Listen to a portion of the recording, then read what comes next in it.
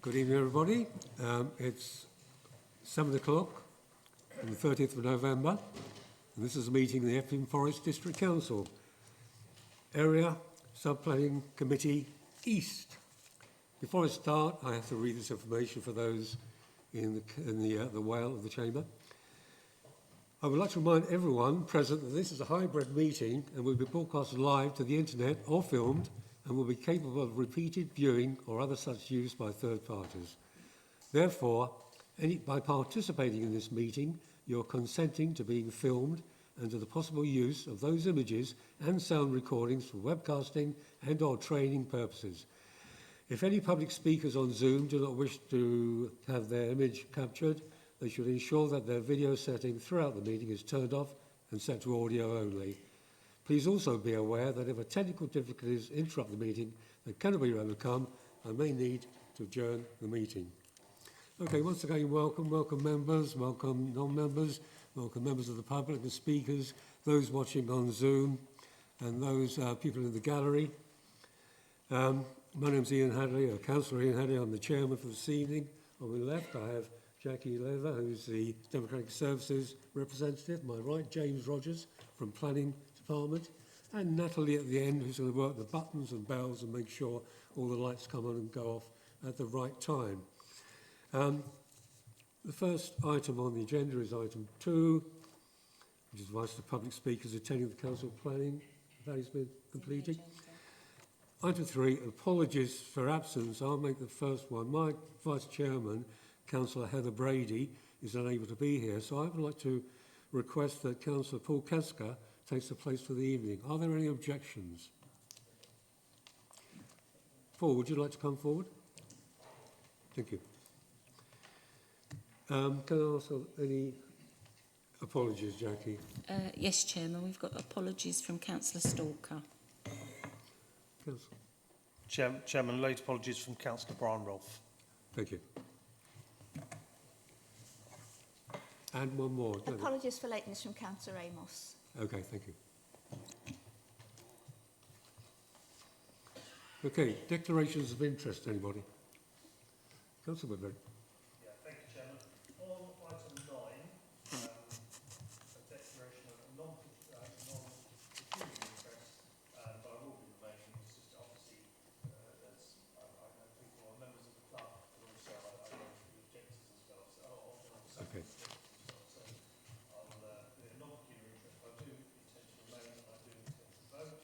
On items 11 and 12, it's a non-pecuniary interest, but the applicant is known to me, so I will leave Okay. the chamber at that time. Right. Anybody else? Councillor Tyler.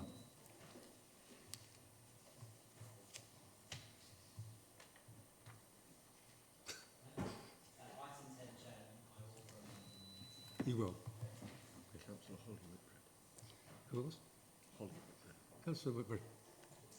Sorry, Councillor Whitehouse, can you turn your mic off and so I can turn it on? Thank you. Thank you, Chairman. Non-pecuniary interest in item number 9. I have family members who are members of the club, and I will remain to vote. Thank you. Thank you. Anybody else? I think that's all. Okay, the next one is the minutes of the last meeting. Any comments? No comments, then I will sign them. Agreed. Good. Any other business? No other business, Chairman. Thank you. Okay, the last item 7, Epping Forest District Council Planning Policy Briefing Note, which we have been briefed on, and I'm sure we're all aware of. We note that. Thank you very much. Item 8, site visits. Anybody requesting a site visit? Councillor Whitbread. Yeah, thank you, Chairman. I did give earlier notification that I was going to make this call for a site visit on item 10, Rosario. It is a site within the local plan. I'm very mindful of that. I'm also mindful that this is a slightly different number to what's in the local plan, and I think members would benefit from a good site visit and actually to walk the site with Wellingtons on as appropriate. Thank you. Do we have a seconder for that? Either one. Okay, those in favour of a site visit, please show your hands.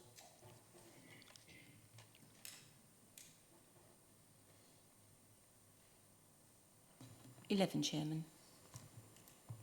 Those against? Those abstaining? 3, Chairman. In which case, that item is a site visit will be arranged by you, James, at the soonest possible moment, and it will be looked at a later planning committee. Thank you.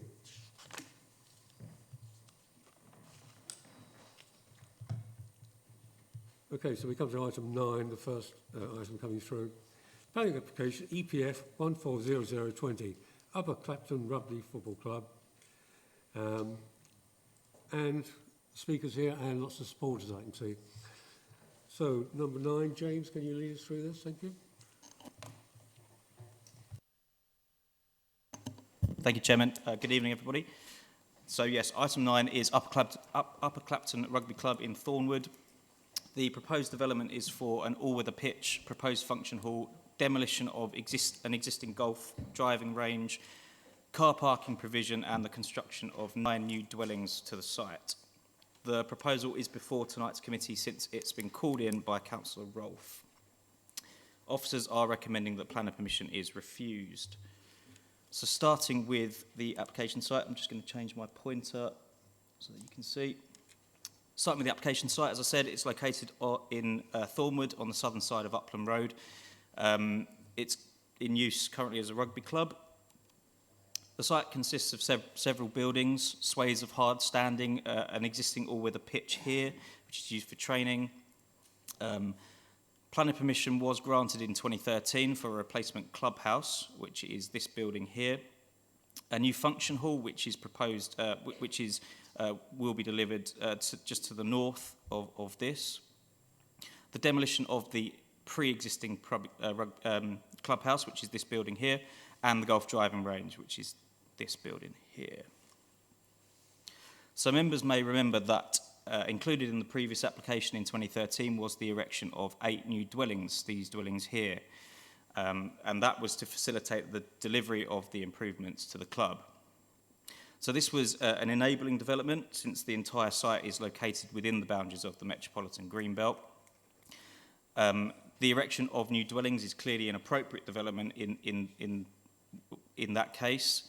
Members previously accepted that the improvements needed to the club at that time constituted the very special circumstances needed to clearly outweigh the harm that would be caused.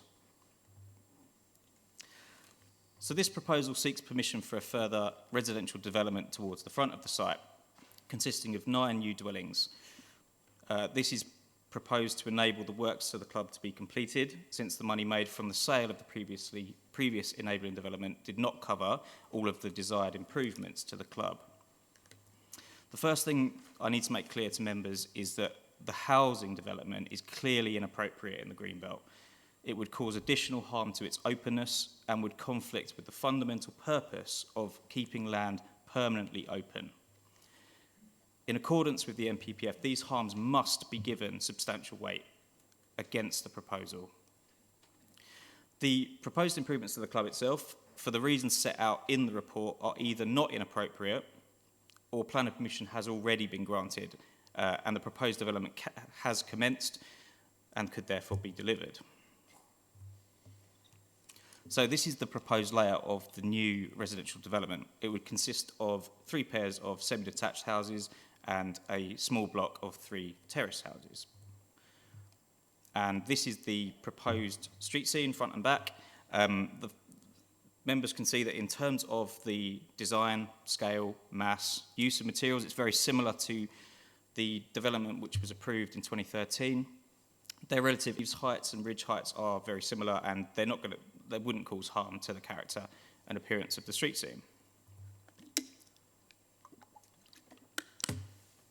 So the proposed inappropriate development to the club, to the front of the site, I should say, with the residential development, is to provide these improvements to the club. And so they include the delivery of the function hall, which is this building here. As I said, it has previously been granted planning permission and could still be delivered. The new parking, which will be formalised. The removal of the old clubhouse, which is approximately here, where my cursor is, and the removal of the golf driving range, amongst other improvements as well, which are set out in the report tonight.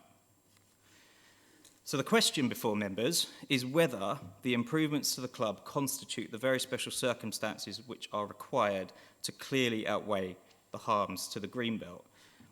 They, as I said before, they must be given substantial weight against the proposal that's in the MPPF.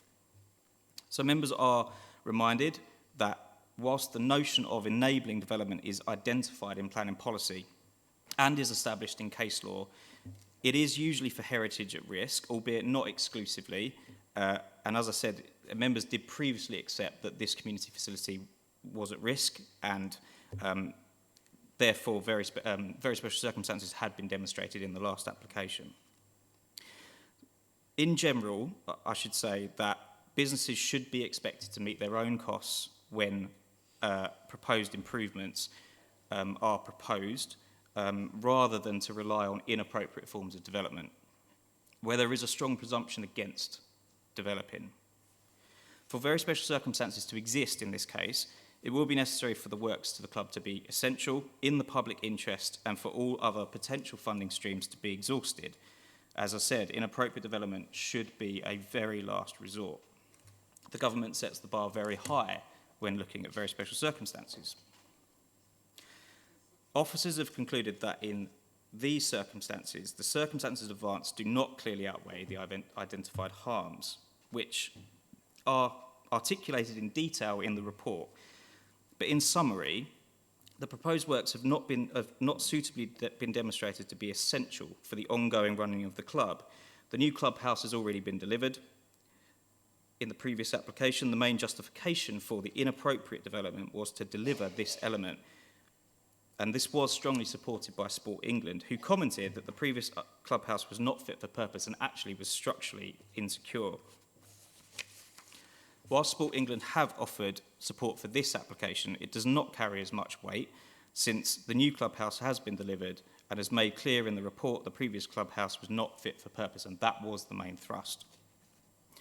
The proposed improvements to the club through this application and their costings can be found on page 35 of tonight's agenda, and officers have concluded that they cannot be considered essential and necessary for the ongoing use of the club, which continues to operate. However, officers do recognise that they are desirable for the ongoing growth of the club, which is a well-used facility in the local community.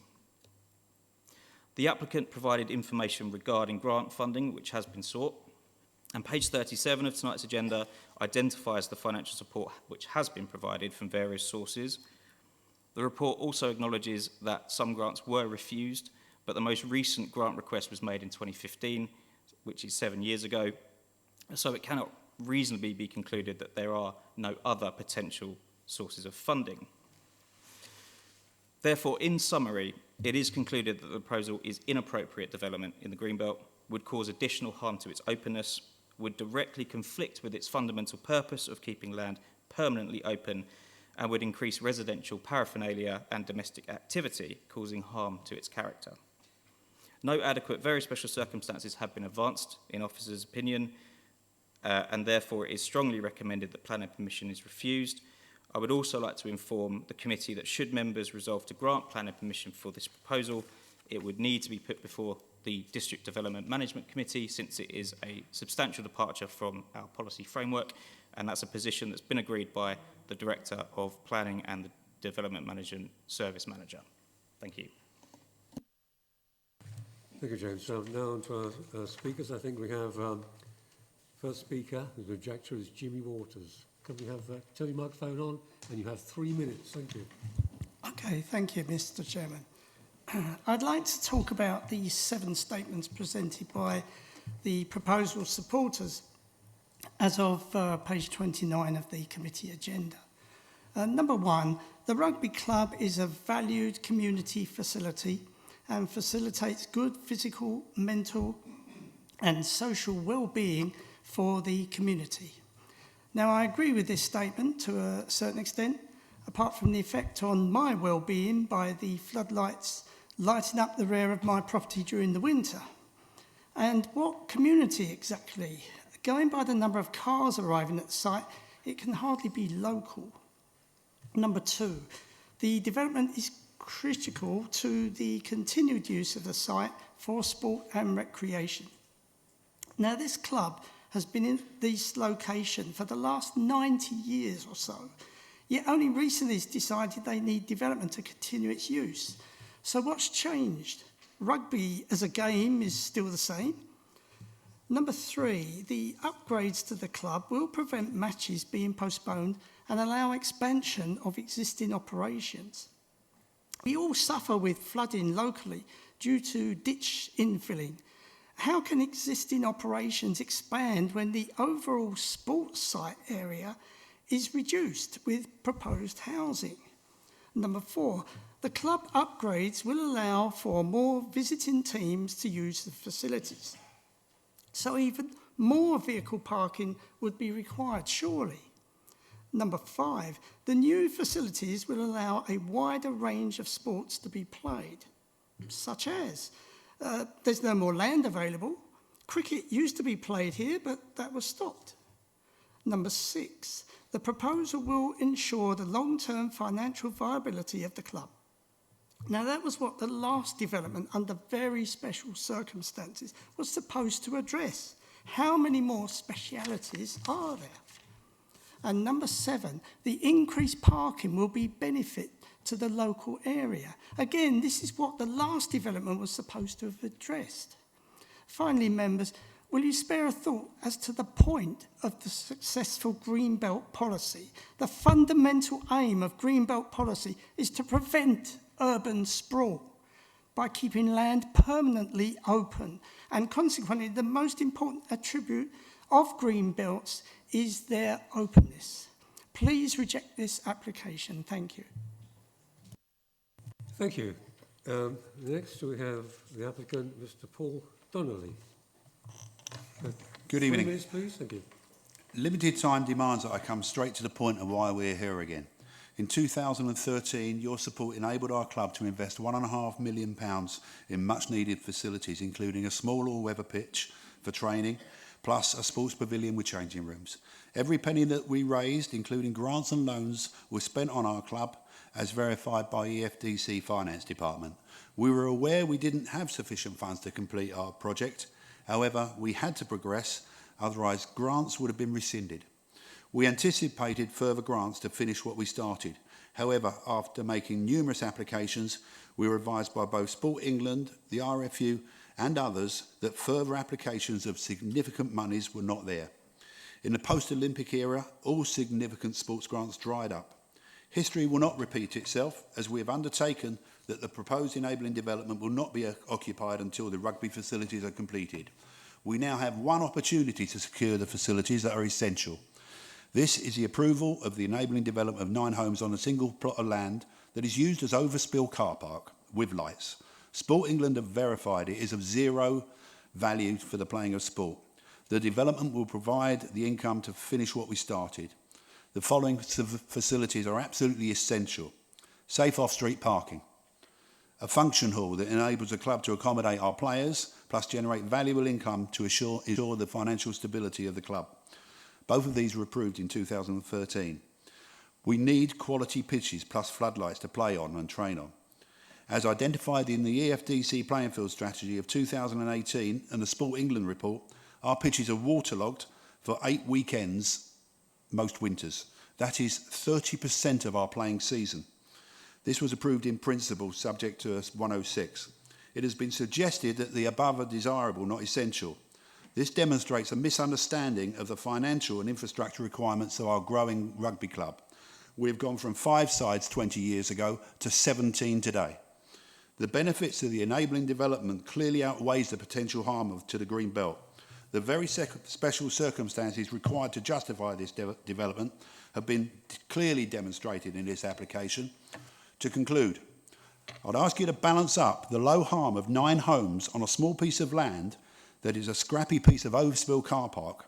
In exchange, our club survives and thrives as the largest community sports club in Epping Forest, with far-reaching benefits to our community, including physical and mental health.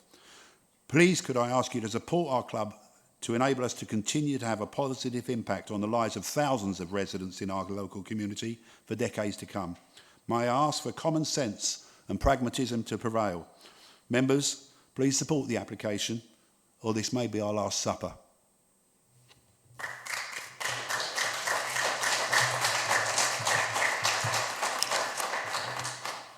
Thank you. Members, who would like to be the first to speak on this? Ward member? Councillor Whitbread. Thank you, Chairman. Chairman, these are always very balanced decisions and very hard to actually come to a conclusion on.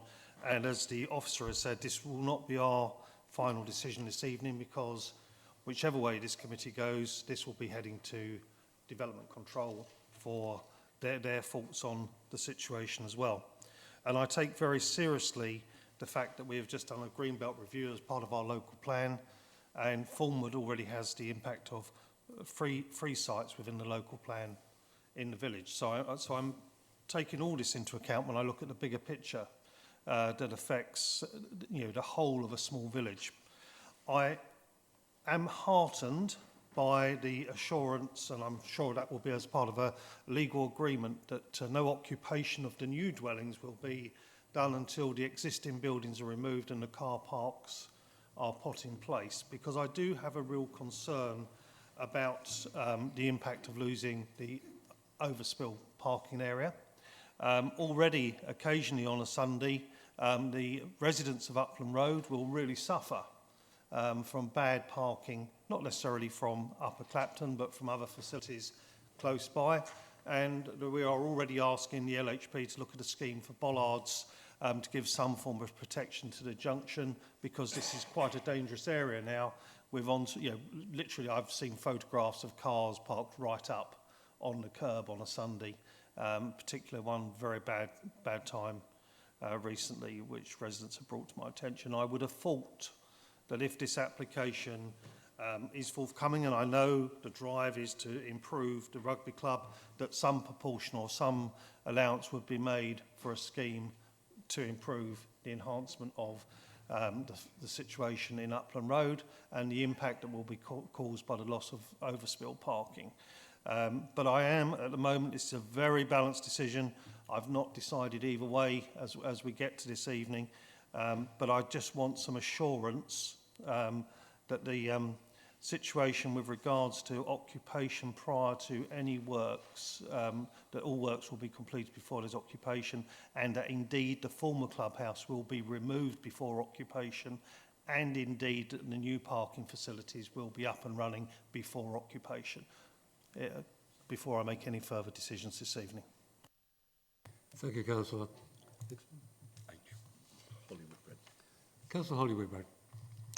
Thank you, Chairman. And before I give my comments on the application itself, I would say that I do think the club is a brilliant facility. Actually, last year they facilitated the free school meals programme run by Essex County Council with West Ham Academy. I know there's lots of different activities, both with young children's sport as well as varied rugby, including rugby for women, which I think is a good thing to see. I did go to one of their matches to declare an interest on that.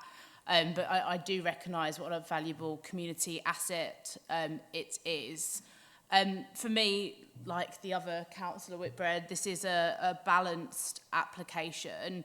Obviously, only, 13 years ago, 2013, so how long ago is that? Almost a decade. 9 years ago, we saw an application come forward. It's disappointing because at that time we were told that there wouldn't be any further applications. I understand why the club are in the position that they are in, but obviously with a Greenbelt review we do always have to be mindful of the impact on the Greenbelt. As I say, I'm very supportive of the club, and for me this is a really balanced decision. If I was to be supportive, I'd want assurances around certain conditions. Listening to Mr Waters about the pressures on Upland Road. I've seen the parking issues here. As a county councillor, I've brought up various highway schemes and highways issues, and we've got one in progress with the LHP at the moment around some bollards and junction protection. I would call for this application to potentially fund one of those schemes and work closely in partnership with the local highways panel. Also mindful of the people who live on Upland Road and the surrounding road, I'd be looking very closely at the hours of construction to make sure that they weren't affecting the lives too much of local residents. So I'd be very concerned about weekends, particularly given the kind of the matches as well. So I'd be pushing for probably a kind of a 9 to 5 construction hours and no weekends. And again, that point on outbuildings, I know when the last planning permission went through under exceptional circumstances, it was committed to that those buildings would be taken down, and it would be the condition that I would put forward that this development couldn't start before these outbuildings were removed. So as I say, it's a difficult balance. I know the good work the club do. I think it's a brilliant community facility. But we do have to be mindful of our policies, and in order to kind of grant exceptional circumstances, I think certain conditions would have to be met and strictly adhered to. Thank you. Councillor Phillips, please. Thank you, Chairman. I know that a significant number of members on this committee weren't sitting on the committee when it actually made the decision the last time. However, for my sins, I've been here for a long time now, and I do remember the original application very well indeed. I was somewhat surprised, Mr. Chairman, to hear the applicant in his speech say that they were aware of the shortfall in funding from the previous application. That goes completely at odds to what was actually said at the time. We were given assurances that that time would be the last ever. They would not need to come back again. And we did explore that in fairly great detail because it was a concern, not least because of the enabling development. And if there were to be more enabling development, that was likely to put it into a position where we'd be looking at affordable housing as part of that. We've now got 2 developments here, both of which come conveniently just under the threshold for affordable housing contributions. I don't think, from me, that even the provision of affordable housing here would be enough to outweigh the disadvantages of this particular application. I'm quite surprised as well, given that the club is talking about the amount of money and they have a 10-year sinking fund as one of the elements in the thing that they're looking at, that one of the pieces of work here is to get rid of the golf range. Elsewhere in the report, Mr. Chairman, it says very clearly that's a highly used facility with people coming and going all the time. That is one of the arguments that's been used to say that there is not an impact on the forest by the additional parking. That doesn't seem to me to add up. If you've got a very busy golf driving range, it's going to be bringing in a significant amount of revenue. Certainly enough to cover more than the sinking fund of £250,000 over 10 years. That's £25,000 a year, or £500 a week. So less than £100 a day. That doesn't add up to me. If we look at the total of just over 2 million in terms of the finances, and sorry I'm going on this side, but that's one of those things of being the finance portfolio holder. I tend to look at finances. 3/4 of it are attributable to just 3 things: the function hall, the floodlights, and the sinking fund. I've already covered the sinking fund. The function hall was supposed to, and we were assured it was going to be funded by the previous application, so that's another chunk. And the floodlighting, well, as this committee will well know, I have significant issues with lighting, particularly floodlighting and the like, in the green belt, because that is itself a significant impact on the openness of the green belt. I completely understand what Councillor Whitbread was saying about the value of the club to the district, and I support that. I do not see this as being a way forward. It's against policy. There's significant impact on the green belt, and I will not be supporting it. I will be supporting the officer's recommendation. Thank you.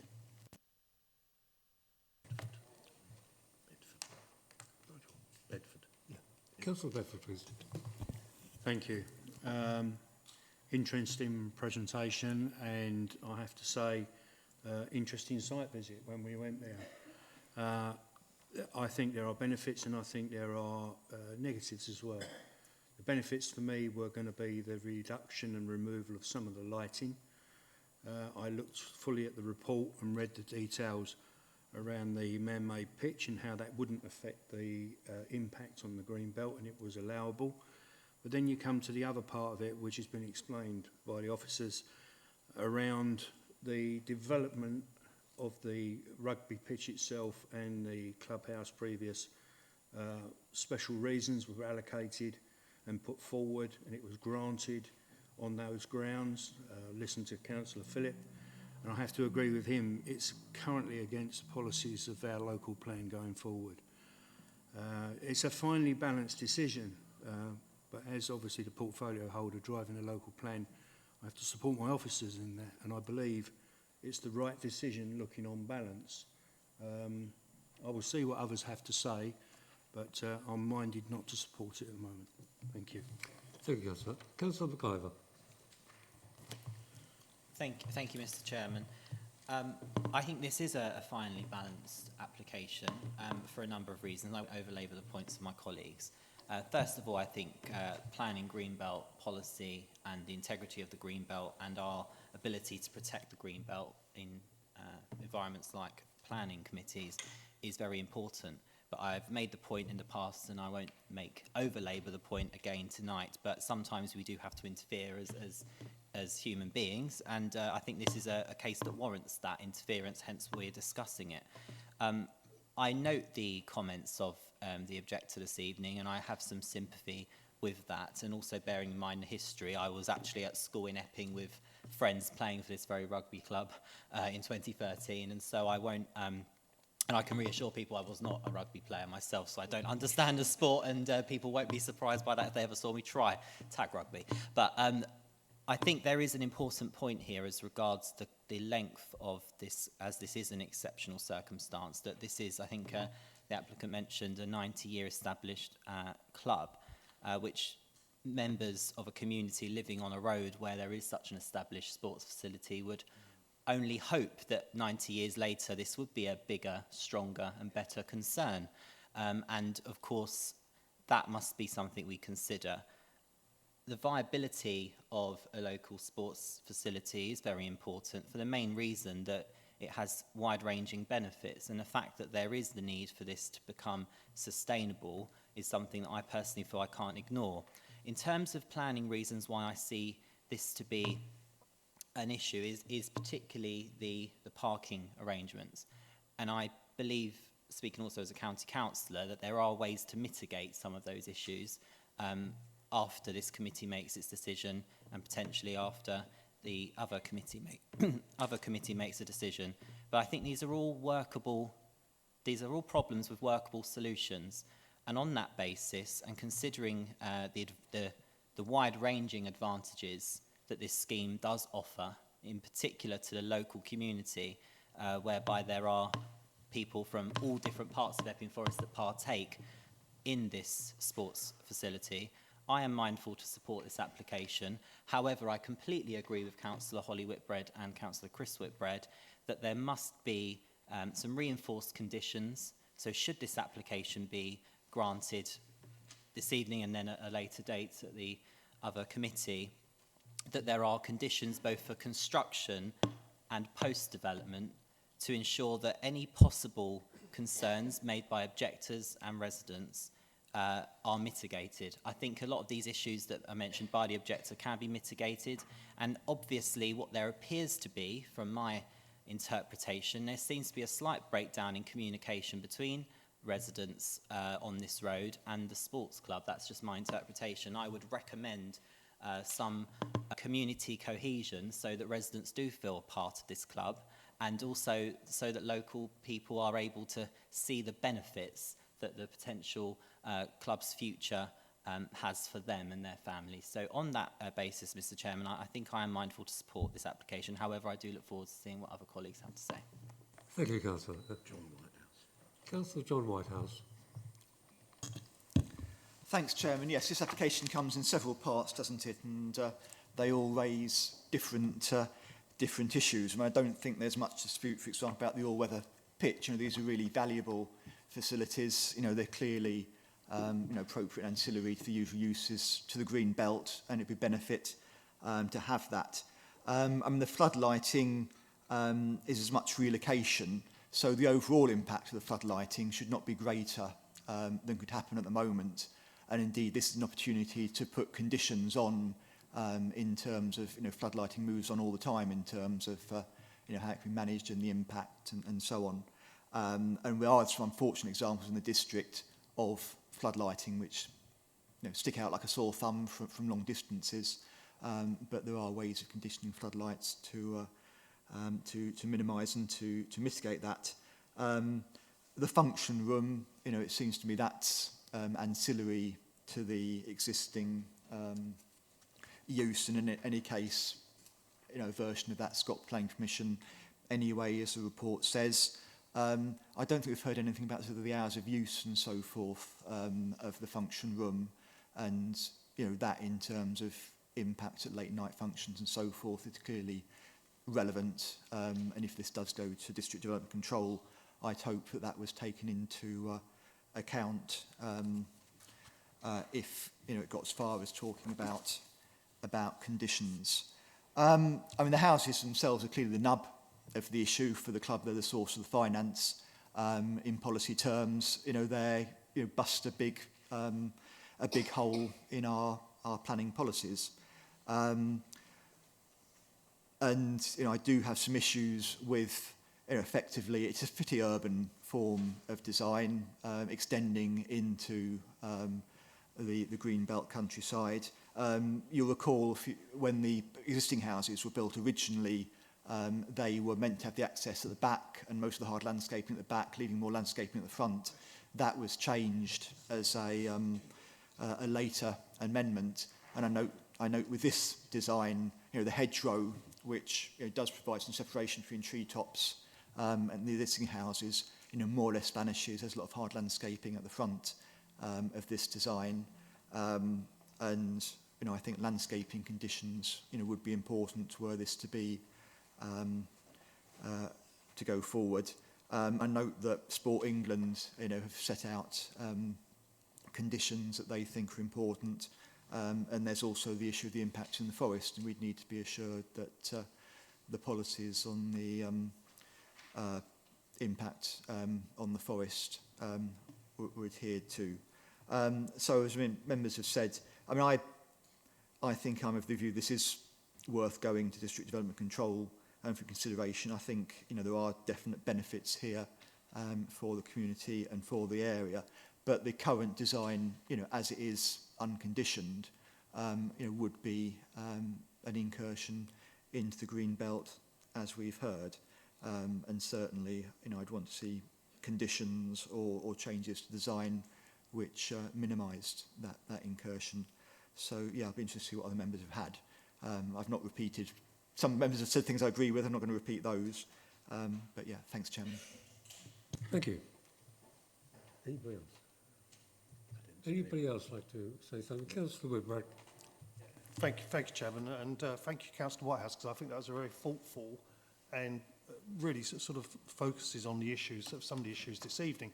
Of course, the officers have a strong recommendation based upon our local planning policies, and what we're being asked to do is consider a application in balance without the recommendations that we would normally have and the conditions that we would normally have attached. And in this particular case, the conditions would have to be quite substantial. You've heard concerns from my colleagues about the buildings that are currently on site that need to go, the need for car parking. In fact, I think Councillor Whitehouse comments on hedgerows and maintaining the look of the development are all really, really important.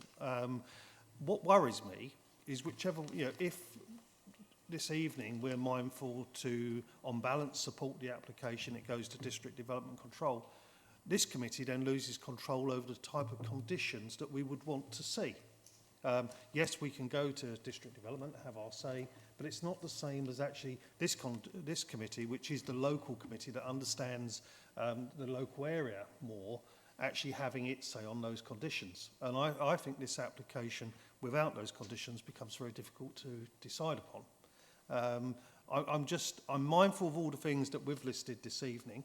I'm mindful of other conditions that need to be thought through, and I'm just very, very unbalanced on the whole application. But if I could see what conditions were possible And because it's all about the art of the possible, isn't it? I think Councillor MacGyver said that. You know, sometimes people's lives are more important than just trees.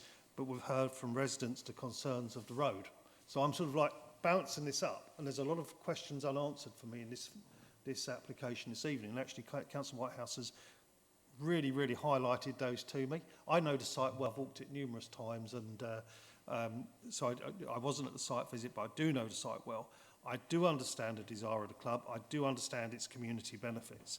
But what I don't want to do this evening is pass it on to District Development Control without having the say over the conditions and such that would really be needed.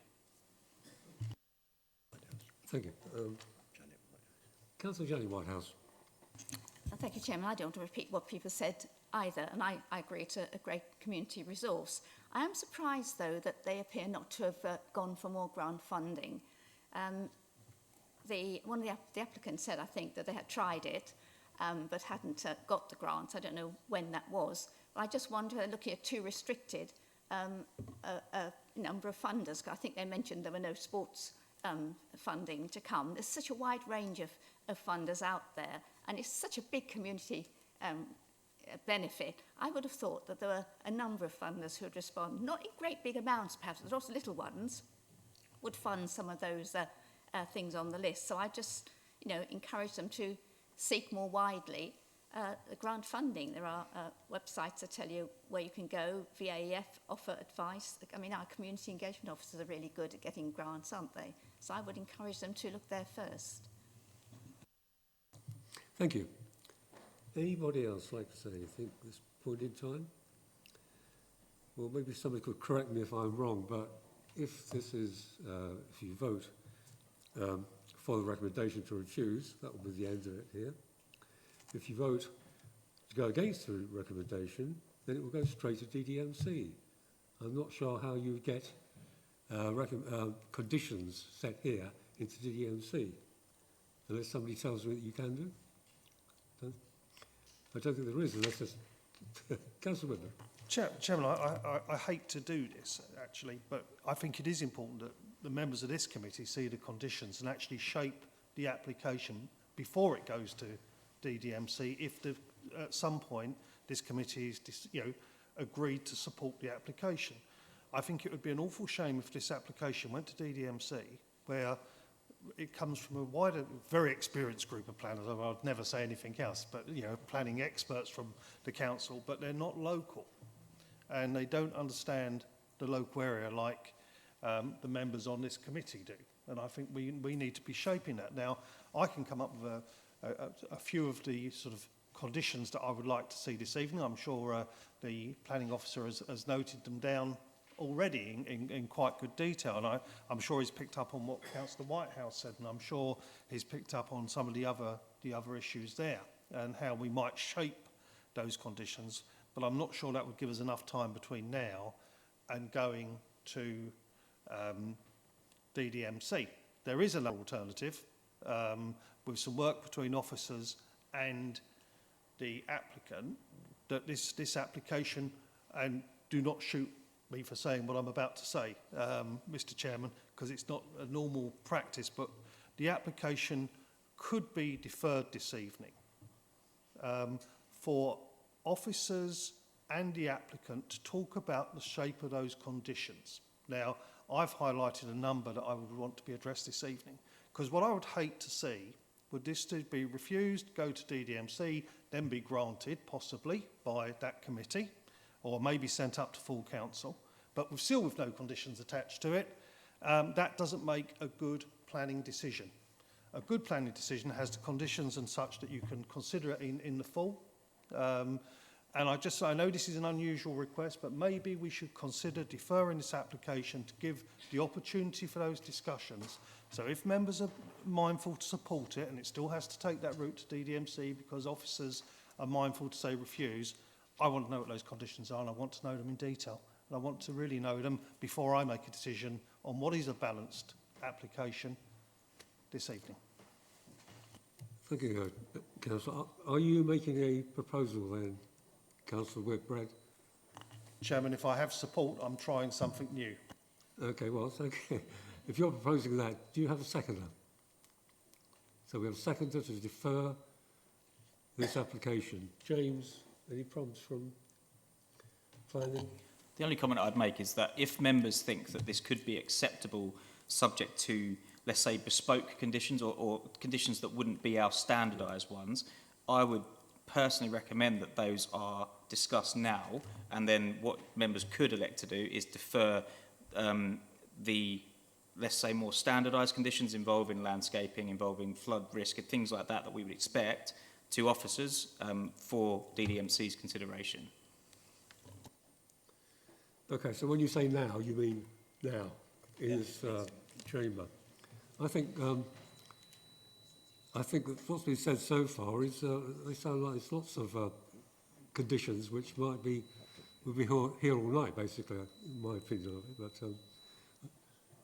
But okay, however, we'll take whatever we say here tonight, which is fair enough. So, can members then please vote on this, whether to defer this application to a later meeting and retain it within our powers to look at the conditions? Chairman, I don't feel I've got the support for that that proposal, to be honest with you. I think members want to make a decision one way or the other. I'm just mindful, I think Mr Rogers is right, if we could come up with the list of conditions. Perhaps if Mr Rogers was to list the conditions that he's heard so far, on top of all the other conditions that would be standard, and then see where that takes us to. I just don't want it to go to DDMC without conditions shaped by this committee. Okay, Councillor McIver. I think that seems like a sensible way forwards. And can I just check with Mr Rogers that once those conditions are discussed this evening, before it goes to DDMC, there will be opportunity for officers, planning officers, to perhaps, I use the term, beef up the content of them. But if we get maybe a basic kind of, skeleton conditions from this committee. I would absolutely expect that. So you would say what the general thrust of the condition would be, and then we would put it into, let's say, planning policy terms. Okay then, are we all agreed that we discuss the extra conditions now? I think we are. So again, James, you've got these written down, by the looks of it. So I picked up conditions on the removal of the existing buildings to be removed from site. So that would be the golf driving range and the former clubhouse. Yes, absolutely. So prior to the occupation of the housing development, the formalisation of, and that includes the parking, the formalisation of the parking. And I picked up from Councillor Whitehouse about the robustness of the landscaping that would need to be delivered as well. If there's any others, then please come back. Councillor Holly Whitbread.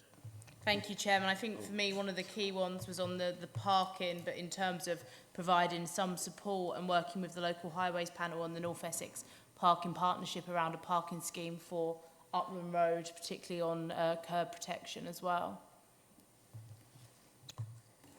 Yeah, we can look at that as well. Chairman, could I just ask Mr Rogers, was there not a condition on the previous planning permission about demolishing things that needed to be done as part of that planning permission? Was there also not conditions on the previous planning permission around the parking? Still on. There was a condition on the previous application in 2013 which required the development to be delivered in accordance with a phased development. It wasn't explicitly to remove the building. However, there is a further condition on that consent which said that the clubhouse cannot be delivered until the formalised parking is also delivered. So technically, I mean, you could argue it's in breach of condition in that sense. Thank you. Councillor Whitbread. Can I ask the planning officer whether there was any attempted enforcement on the breach of condition? Not to my knowledge, no. Councillor Whitbread. No, just on the other condition being around the hours of construction. And I think it would be reasonable, given the additional pressures on Upland Road over the weekend for the sports, that there was no construction over the weekend. And given the pressure on the road where there's quite a lot of HGVs going through it that any construction didn't begin before 9 a.m. in the morning.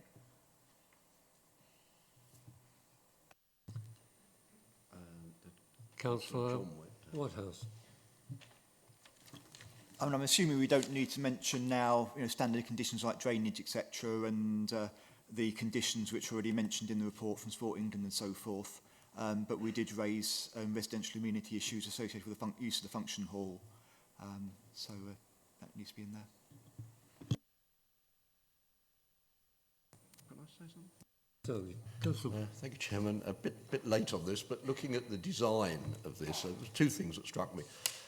First, this is a row of houses that's going in here, and some other developments have taken place in rather delicate areas, which have not been just a row of houses. They've been horseshoe-shaped. They've been all sorts of other designs, which have taken away, in some way,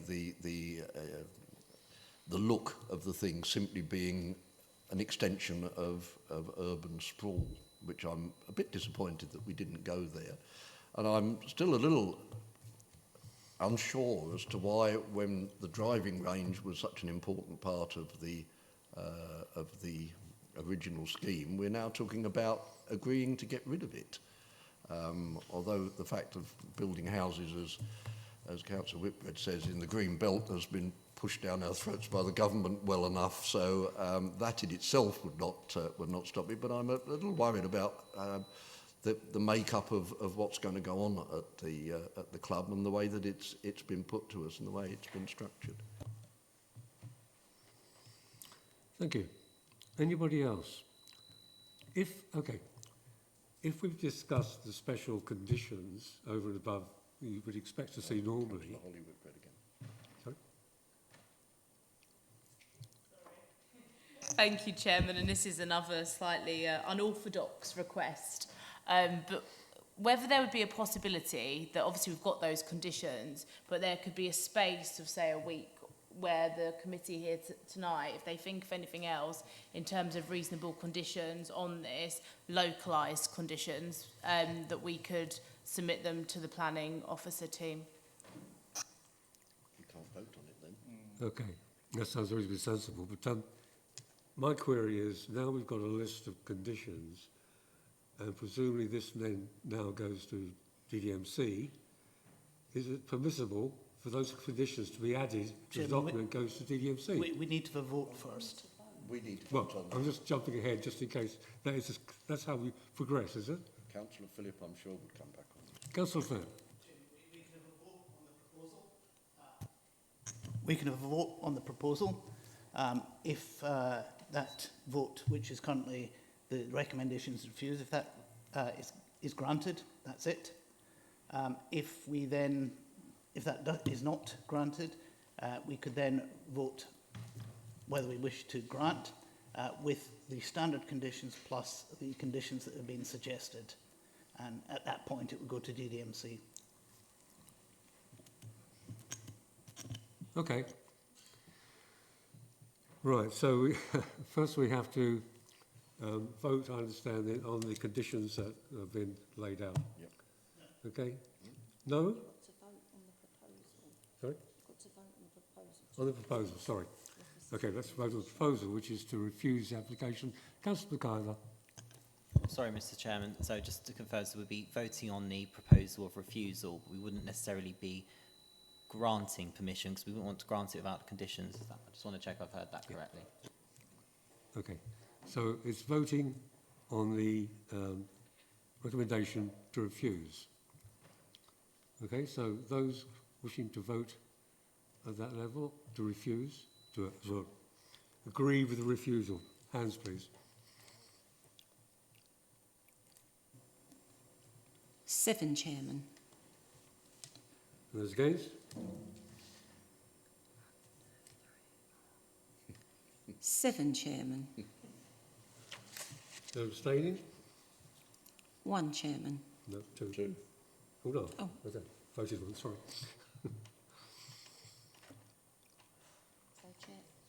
Chairman, you have the casting vote. Okay, my casting vote is to accept the recommendation of refusal?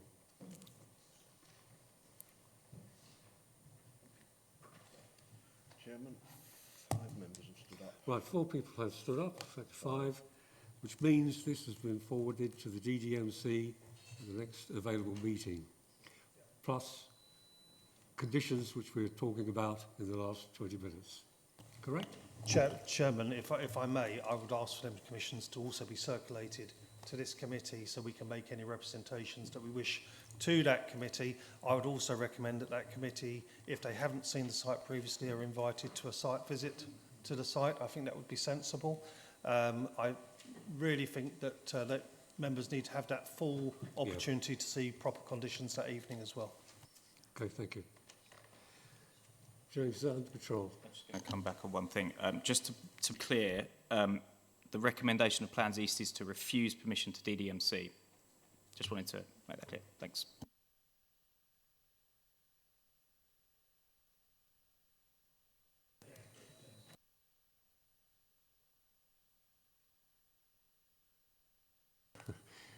Are we complete on that then? This is going to DDMC with extra conditions pinned to it, which we will see before they go and agree or otherwise comment on. Thank you. Okay, anybody there from the Rotary Club they'd like to leave now, please be welcome, or you may stay even if you wish. I think you'd rather get rid of us, wouldn't you, be honest? Thank you. We'll pause the meeting for a few minutes, giving you a chance to get off. Thank you. Okay. Good night.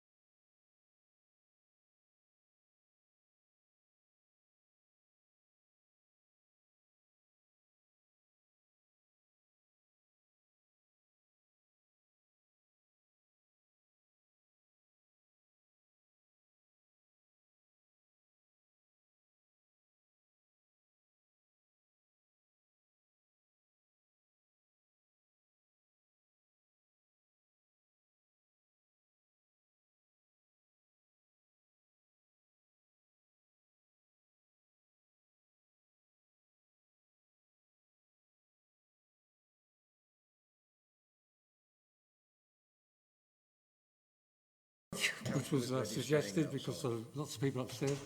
And those who've had a comfort break, I'm sure they're pleased with that. The next item is item 11, which is EDF 0674/22 for Thaden Priory.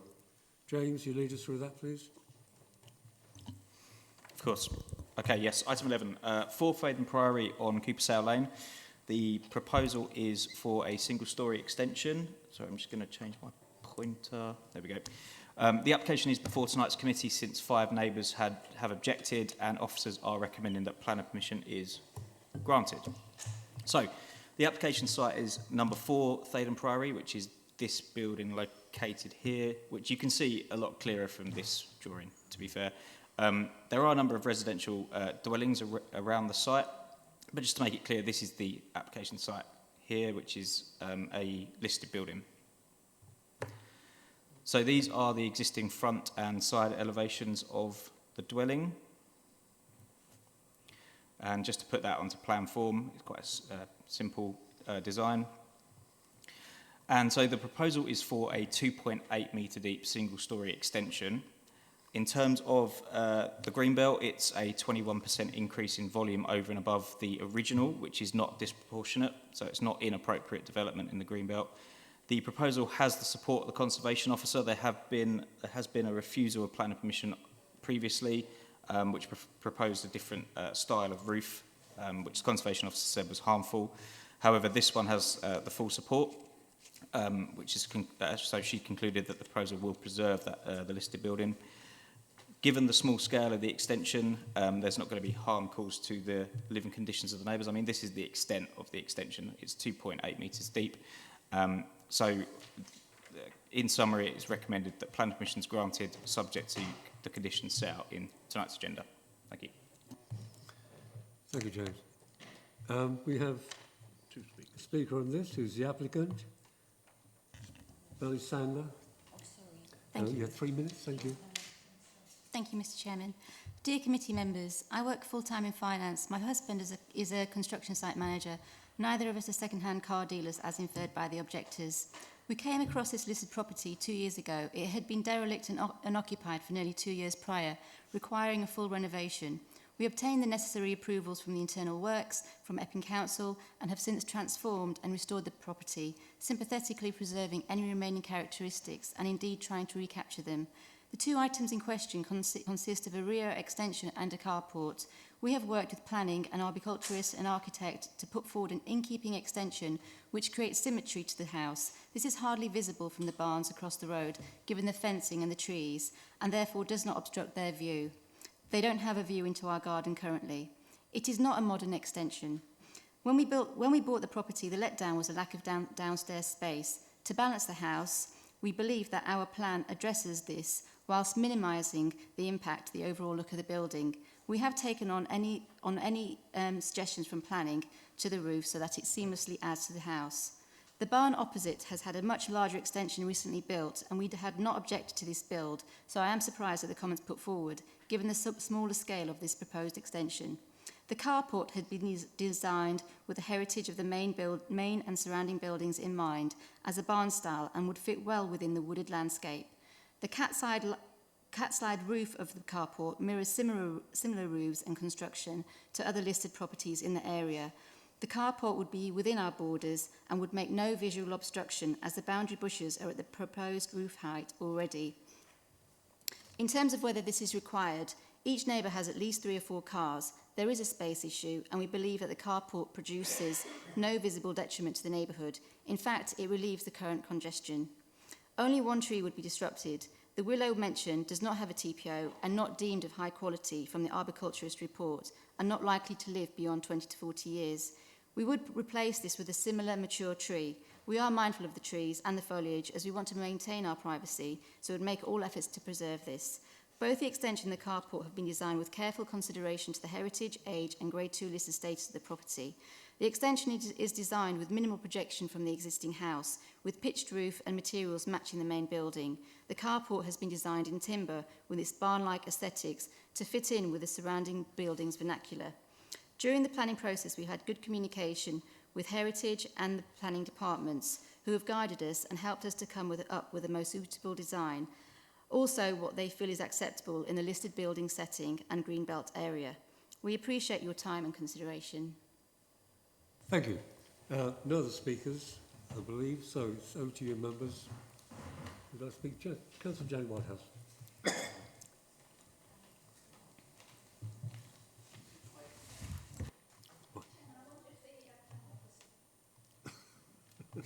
Chairman, could the planning office please show us a map that shows where the objectors live? Because I got the impression that the houses were much closer together. This is just seeing the one applicant house, but where are these objectors who all talk about the sort of the overall view?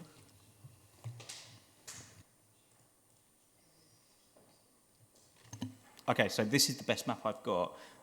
The neighbours are these residential properties around here, so all of these are separate residences. So they adjoin the existing building, the application site, which is this small section of the building here, but they're adjacent on either side of the property.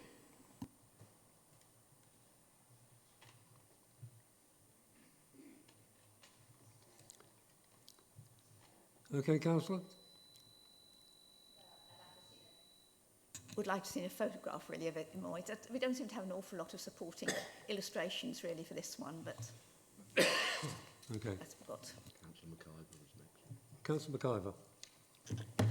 Thank you, Chairman. It appears from the report that a number of objectors seem to make comment of the carport. I must admit, in my time on planning committee, often people are complaining about a lack of parking. It seems now they're complaining about the extra parking. I just wondered if we could see a visual of what this carport is like and to ascertain as... Oh, sorry, I'm so sorry. Oh, my apologies.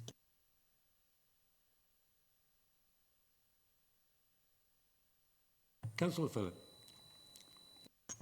Thank you, Chairman. The microphones are definitely playing up today. Could Mr. Rogers explain a couple of things to me? Firstly, how would this be dealt with under permitted development if this wasn't a listed building? And two, given that it is a listed building, shouldn't we be having two reports, one for the planning permission granting, one for the listing building granting? So yeah, if it weren't a listed building and had PD rights, it would comfortably fulfil that criteria. It's very small scale. The listed building consent is required, but it didn't receive the objections required to bring it to the committee. So that's the reason why it's not here tonight. But nevertheless, sorry, just to come back, nevertheless, that's got the support of the conservation officer as well. So just to confirm then that we're in the position this evening where we have an application in front of the committee for the planning permission, but the listed building permission will be granted. Yes, that's right. Sounds good. Can I ask a question? Yes, Councillor Kesker.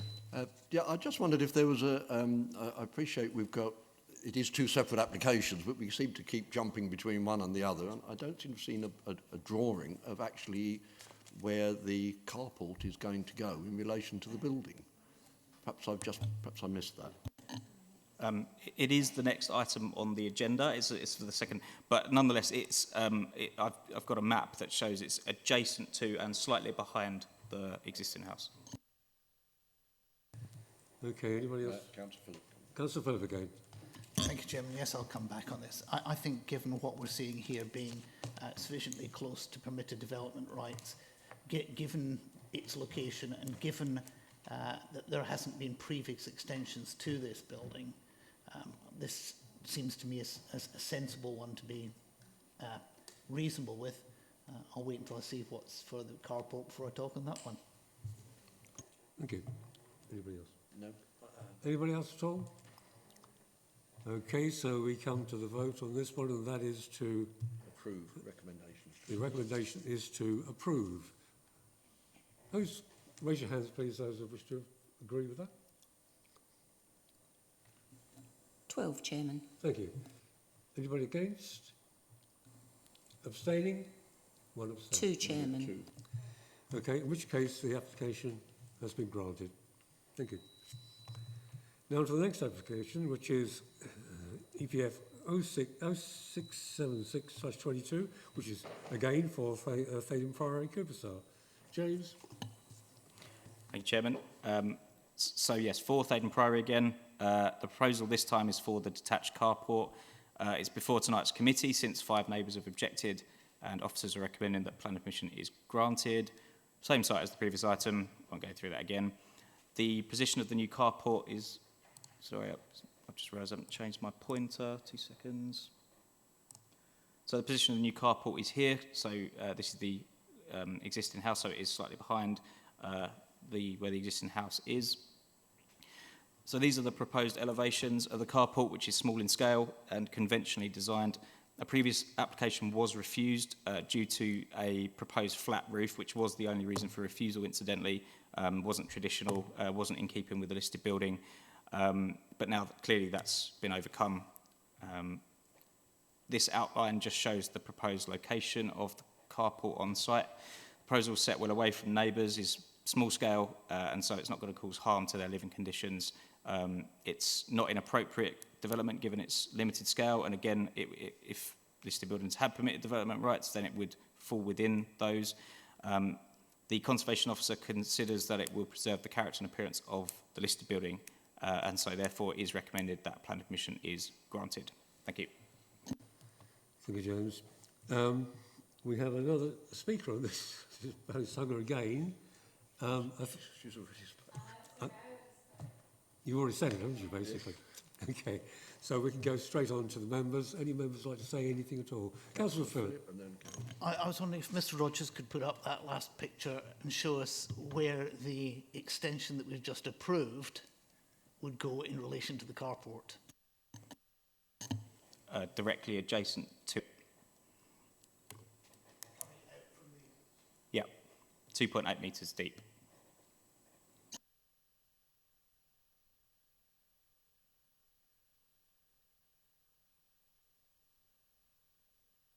Councillor John Whitehouse. Councillor McIver, please. Thank you, Chairman. I think it's good that Councillor Phillip asked that question because that's just helped me make my decision. I personally, I know this part of the world fairly well as it's my county division. First of all, I think the carport is in keeping and I don't have any objection to creating extra parking.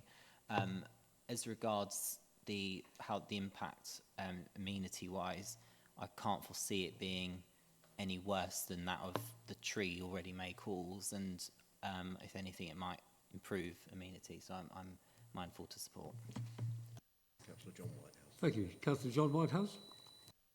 Could you just clarify first, please, access to the carport? I mean, there doesn't seem to be an existing access, so I mean, is the intention to access it directly over the lawn, or would the installation of a track or drive be permitted development? What are the access arrangements, please?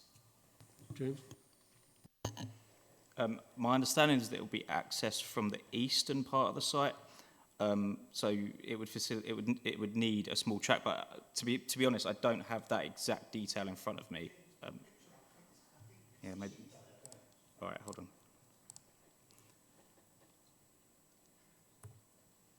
Oops.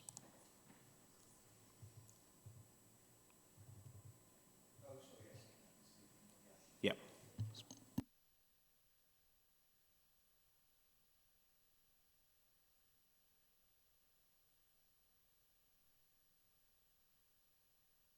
Okay, you happy with that? You are, good.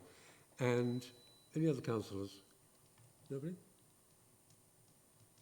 Okay, I think then we're ready to vote on that, whether to agree with the officer's recommendation and approve the application.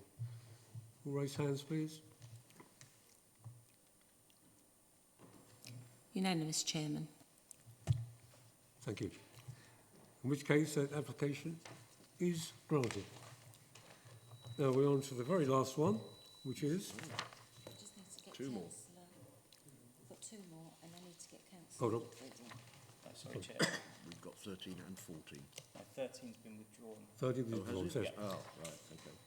Item 13 has been withdrawn. councillors have drawn their objections, so it leaves us with 14 EPF 1327/22, 6 Willow Tree Close, Lambourne, which there was a site visit a few weeks ago. For that, we have no speakers. So I think we can go straight into any councillor like to say anything about that. Councillor Phillips. No, he's got to put the proposal. Oh, we wanted to speak. Thank you, Chairman. So yeah, lastly, number 6, Willow Tree Close in Abridge. The proposal's for the erection of a rear dormer window and 3 roof lights in the front elevation. Before committee tonight, since it's been called in by Councillor Rolfe, and officers are recommending that planning permission is refused.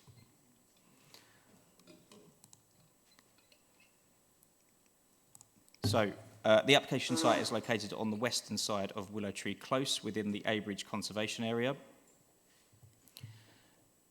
These are the existing front and rear views. You can see that no dormer windows currently exist on the terraces, which members would have seen on the site visit. A rear dormer window and front skylights are proposed, as I said. The rear dormer window will almost completely engulf the existing roof slope and give the building a significant top-heavy and quite jarring appearance, which will be harmful to the character and appearance of the conservation area. So this just shows that elevation in a little bit more detail. The purple outline on this particular drawing shows a previously refused scheme in comparison to this proposal. You can see very, very minimal changes. The revised application hasn't gone anywhere near close to overcoming the previous reason for refusal, which was based on the harm that would be caused to the conservation area. The proposed dormer is, as I said, bulky, disproportionate, dominant and intrusive, and will cause significant harm to the character and appearance of the conservation area.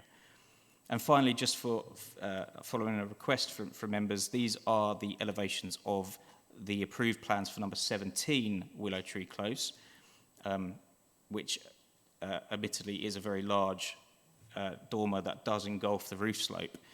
It's not, in officers' view, directly comparable, since it is an end of terrace. It's in a slightly different context, and the adjacent neighbour has these 2 quite distinctive gabled elements which break up that roof form already, which when you compare it to this terrace, where you just get flat, normal pitch roof next to an otherwise bulky dormer window, it's going to cause harm to the conservation area. So, in summary, officers are recommending that planning permission is refused, subject to the reason set out in tonight's agenda. Thank you. Thank you, James. Well, I'll try again then. Councillor Phillip. Thank you, Chairman. And can I thank the officer who came and facilitated the site visit on Saturday. I found that very helpful indeed. And thank you as well, James, for getting the approved for number 17. And actually, for me, the approved number 17 actually makes my decision much easier on this one. I thought when we saw it on Saturday that it was on balance probably all right. Seeing what has already been approved for number 17, and I do take on board what the officer said about being slightly different. Actually, I think the impact of number 17 is greater than the impact on number 6 because of the orientation. And given that we've done that, I can't see any good reason for refusing this application. So I would like, if I have support, to propose that we actually approve that application.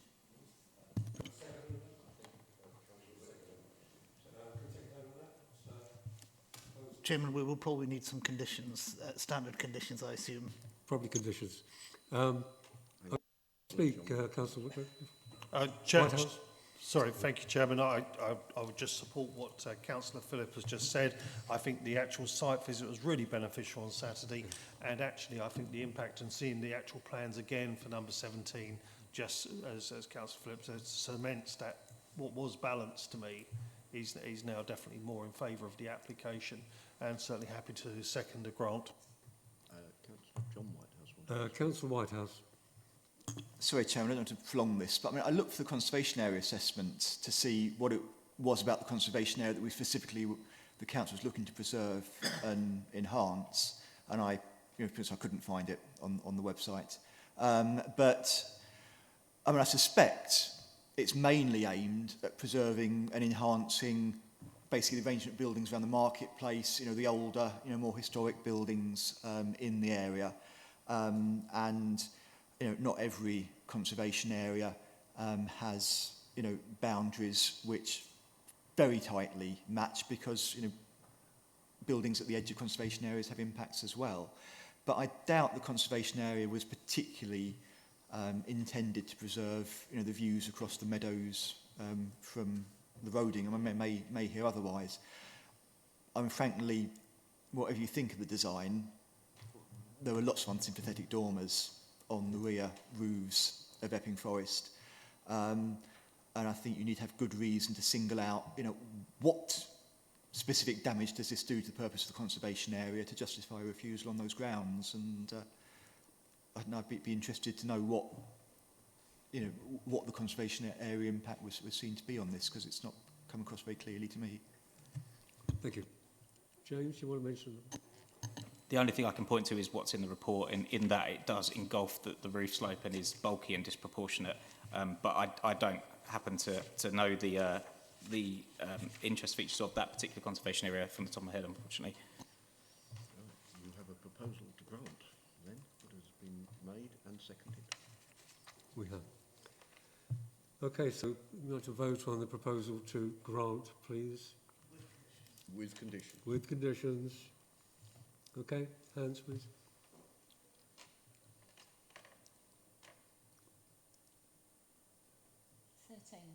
Thirteen, Chairman. Any against? And one abstention. No. There's more than one. No, there's 15 of you here. Councillor Whitbread was out last time. So, sorry, Councillor Janet Whitehouse, did you... Oh, sorry, I didn't see your hand up. So that was 14 for and one abstention. Abstention. Okay, have we completed the voting now? Unless we want to vote specifically on conditions. No? Chairman, I just suggested that we apply the standard conditions. I think Mr Rogers is very clear about what those would be. Okay. I agree. Thank you. Are you going to do that? Yeah. Sorry. Yes. Yeah, that's fine. Okay. Okay.